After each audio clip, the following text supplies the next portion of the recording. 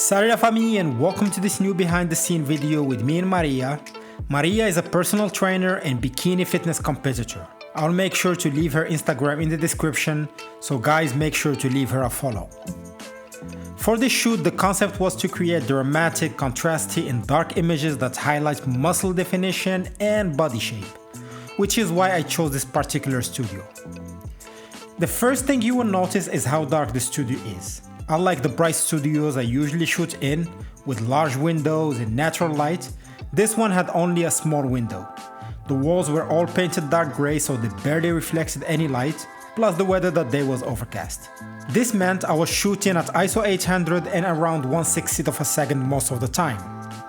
Personally, I try to stay above 100th of a second and under 800 for portraits to avoid noise and blur. But with modern cameras like my Sony a7 IV, you can still get amazing results at higher ISOs. I just don't feel comfortable with it.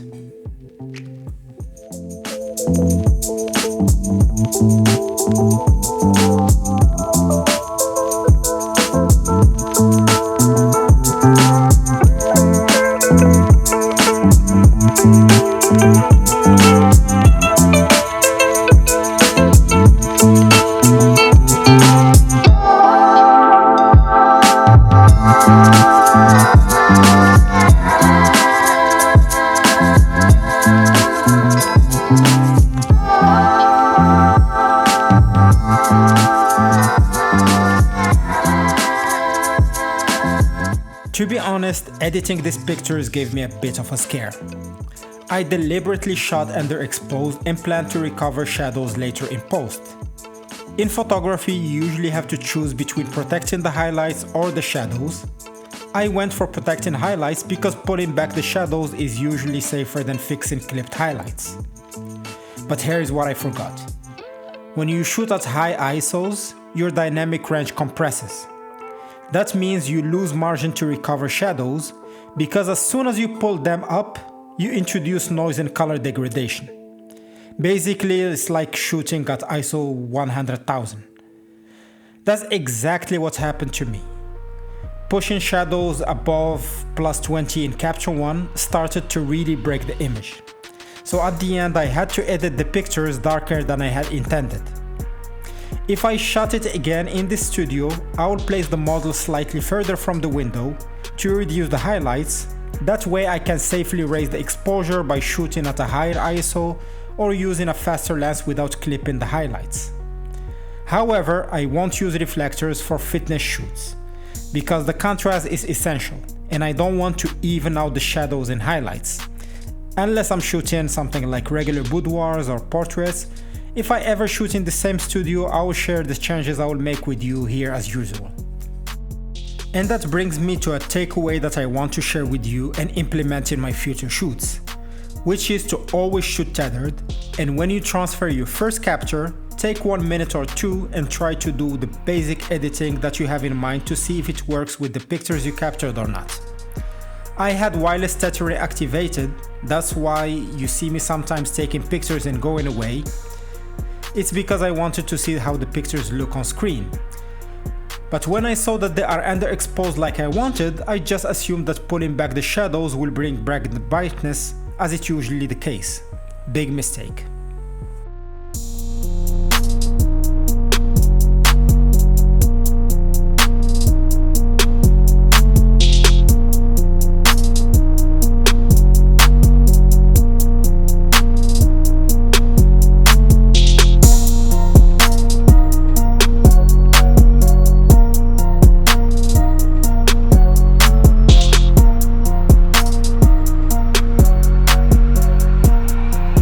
For this shoot, I used my Sony a7 IV with my Samyang 24-72.8. A lot of you ask me about the gear and products I use, so I will be putting all the products in the description below.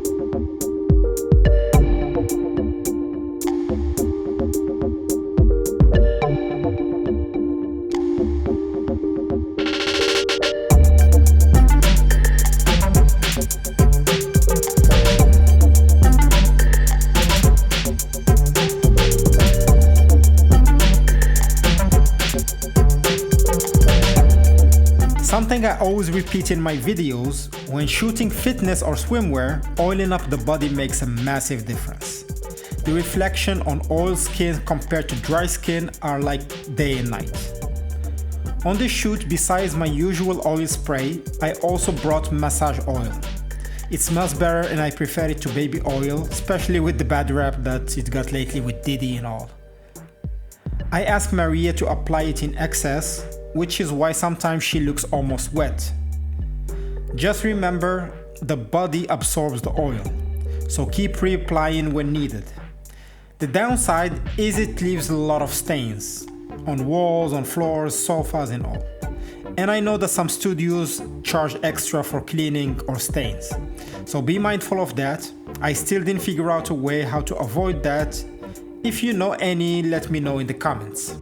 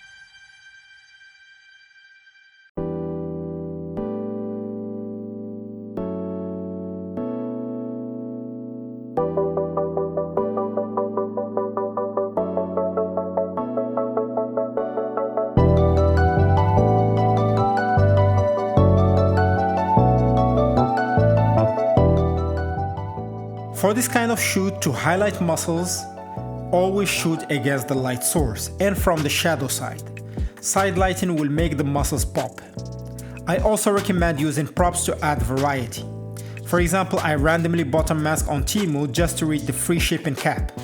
And honestly, the shots with it turned out to be some of my favorite from the shoot.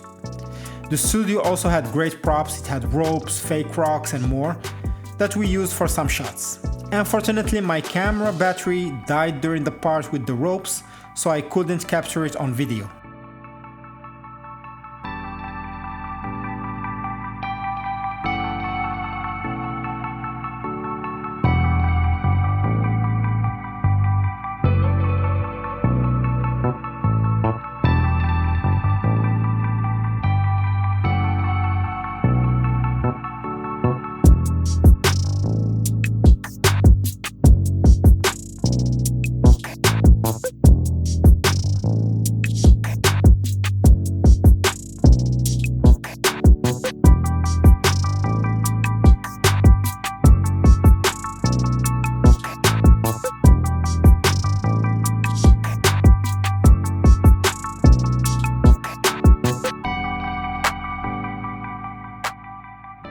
For the poses and shooting angles, as usual, I ensured the model did a lot of body stretching and head tilting to the back, pointing the feet, arcing the back and stuff like that.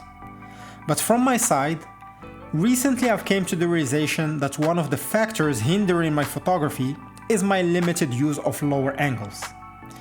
Many people, including myself, learned photography through YouTube videos of photographers focusing on portrait photography.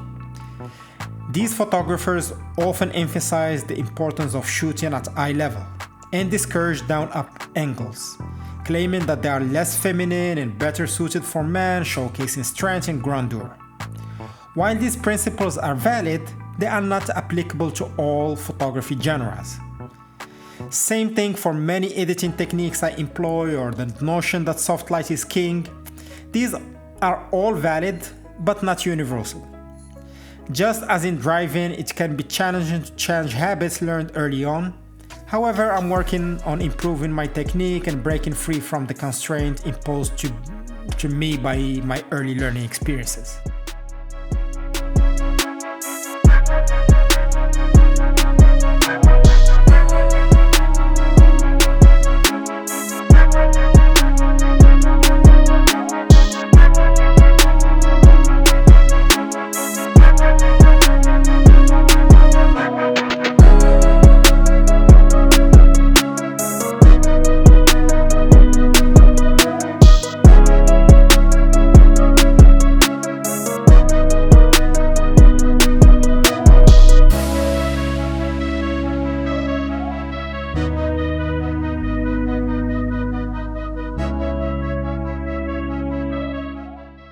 Here I'm spraying some water on Maria's body to get that water drip effect. It adds texture to the pictures and the droplets look amazing in close-ups. This is a simple trick that can completely change the mood of your fitness or swimwear shoots, and it combines beautifully with the oil reflections.